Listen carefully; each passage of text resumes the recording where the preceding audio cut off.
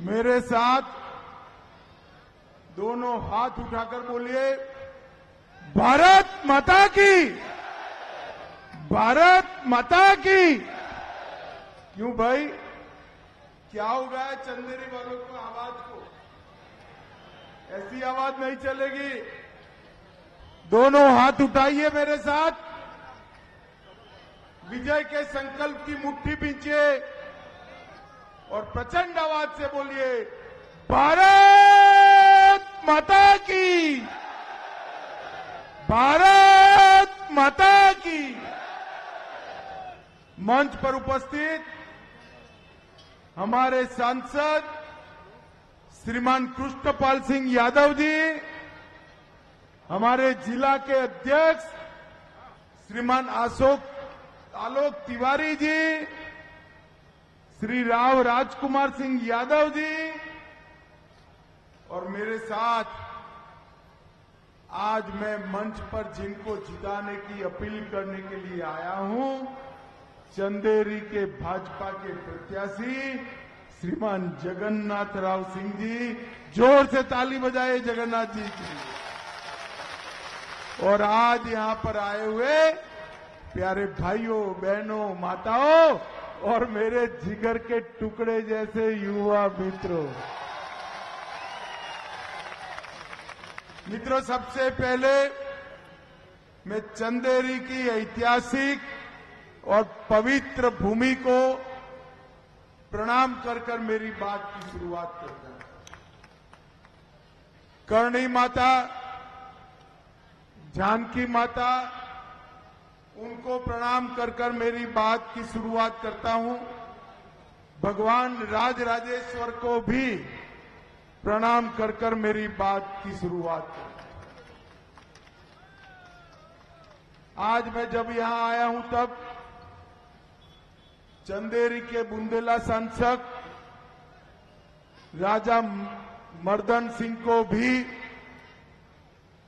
उनकी सन 57 की क्रांति की वीरता के लिए श्रद्धा पूर्वक स्मरण कर इनको प्रणाम करना चाहता हूं। चंदेरी वालों, मुझे बताओ भाई, कल दीपावली में पटाखे जलाए हैं या नहीं जलाए हैं? जरा जोर से बोलो, जलाए या नहीं जलाए हैं? मगर मध्य प्रदेश वालों, एक बात समझ लो, इस बार 3 बार मध्य प्रदेश को दीपावली मनानी है। मनाओगे क्या? मनाएंगे भाई, मगर पूछते ही नहीं हो क्यों 3 बार? मैं बता दूं, बताऊं क्या? देखिए, एक तो कल दीपावली मना ली आपने, मनाई ना। दूसरा, 3 दिसंबर को भाजपा सरकार बनाकर दीपावली मनानी है। और तीसरा, 22 जनवरी को जब अयोध्या में रामलला मंदिर में विराजमान हो जाए तब दीपावली बनी।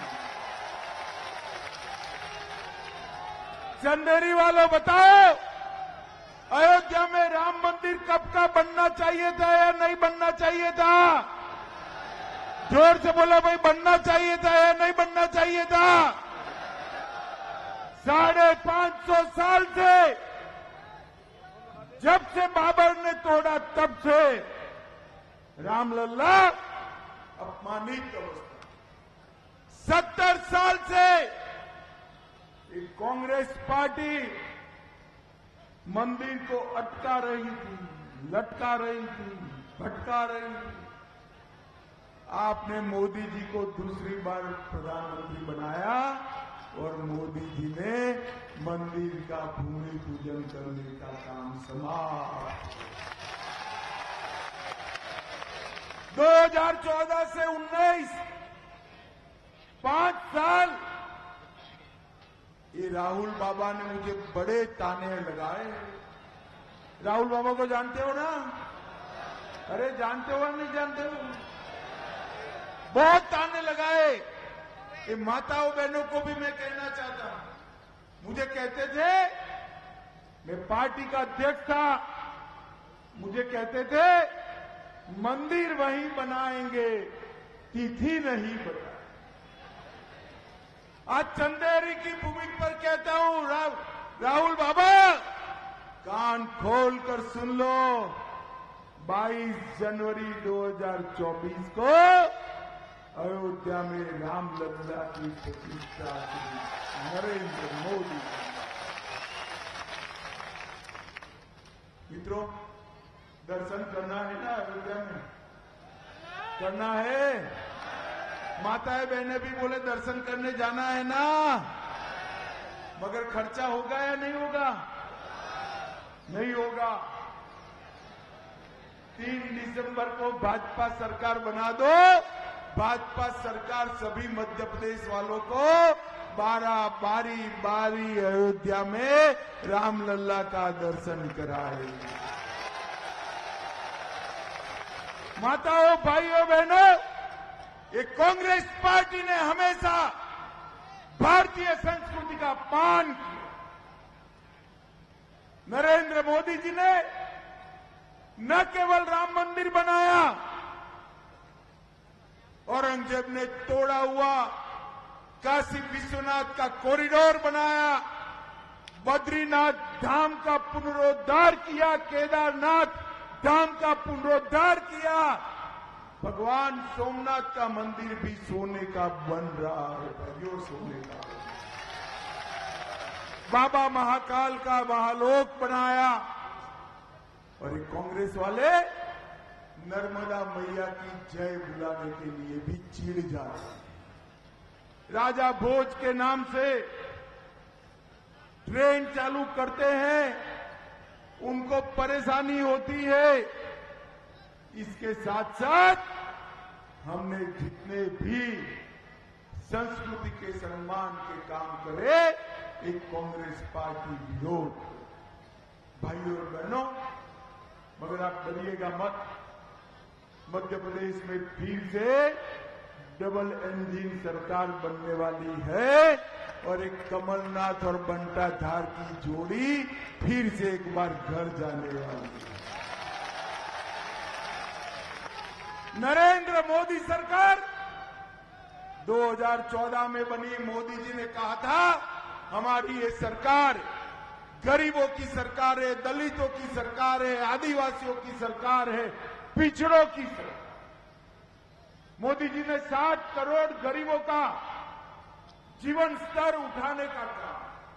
इस पर मैं बाद में आता हूं। सबसे पहले देश में सबसे ज्यादा आबादी है वो पिछड़ा समाज, पिछड़ा वर्ग, ओबीसी समाज, उसका हमेशा से कांग्रेस पार्टी ने मान किया। भाई और बहनों, जब मंडल कमीशन की रिपोर्ट आई, कांग्रेस ने कई सालों तक उसको दबा कर रखा। राजीव गांधी ने मंडल कमीशन को लागू करने का विरोध किया।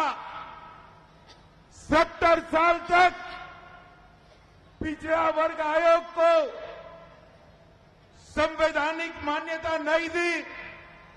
नरेंद्र मोदी सरकार ने पिछड़ा वर्ग आयोग को संवैधानिक मान्यता देकर करोड़ों पिछड़ों का सम्मान करने का काम नरेंद्र मोदी। केंद्र की